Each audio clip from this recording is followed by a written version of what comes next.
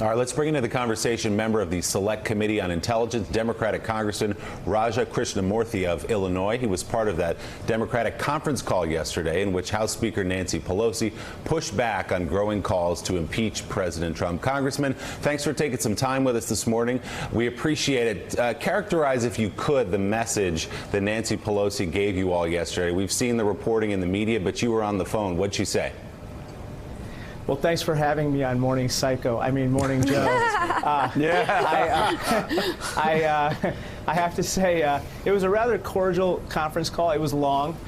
There's definitely differences of opinion on the ultimate question of impeachment, but I have to say there was a consensus opinion on exactly what we should do next in terms of concrete investigative steps. First, bringing Mueller on the Hill to testify about the report, and then second, getting a full unredacted version of the report.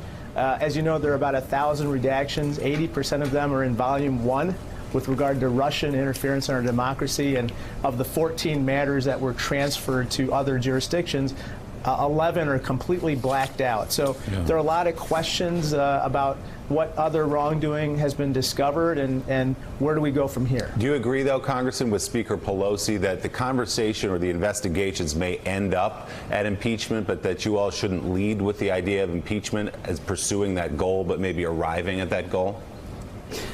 Yes, I do. I think that, I had a modest role as a prosecutor here in Illinois, and the one thing I learned is you got to investigate and then prosecute, and there's still a lot of investigation to go, despite the fact that Mueller has obviously laid out an enormous set of facts in this report. And so I think we have to take those next steps before we arrive at the ultimate decision about impeachment. As a prosecutor, did you see impeachable offenses in the Mueller report? Well, I think if you look at the obstruction section, clearly, Mr. Mueller laid out at least 10 or a dozen instances where Mr. Trump tried to influence the outcome of the investigation or shut it down completely. One of the most notable examples was with Mr. McGahn, where he basically called him at home at least twice and told him to just fire Special Counsel Mueller.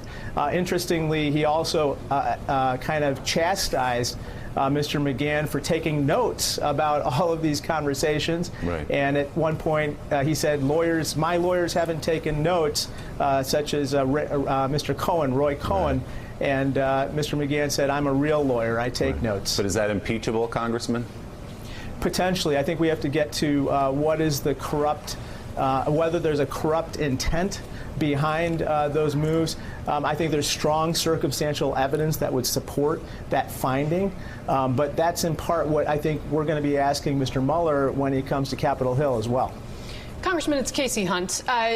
Is there a point where, it's a phrase I can't really use on television, but do Democrats have to make a decision one way or the other about impeachment being on or off the table? And at what point, we were waiting for the Mueller report. We have the Mueller report. Now there's testimony from Barr and Mueller. I get you guys are waiting for that. But once we have that, are you just going to stretch this all the way out to the 2020 election? Well, I think I know what phrase you're referring to, but I think that,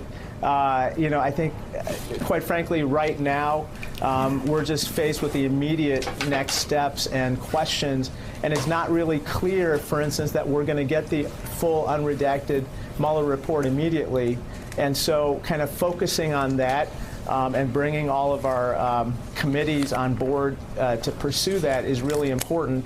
I think ultimately that next step, that question that you talk about, will be confronted. But right now, I think we're all in agreement that at least let's take these next steps since we're agreed on that. All right, Congressman Raja Krishnamoorthi, thank you so much for being on Morning. Thank you so much.